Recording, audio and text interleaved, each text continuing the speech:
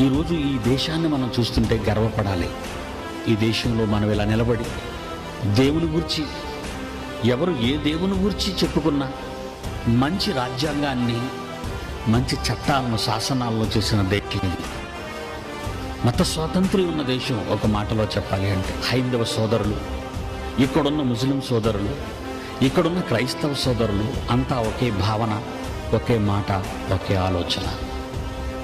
ఎవరు ఏ దేవుణ్ణి కొలుచుకున్నా మరో దేవుని గురించి తప్పుగా మాట్లాడకూడదు అన్నది మన రాజ్యాంగంలోని ఒక చక్కటి సదుపాయం. దాన్ని మనం ఉపయోగించుకోవాలి.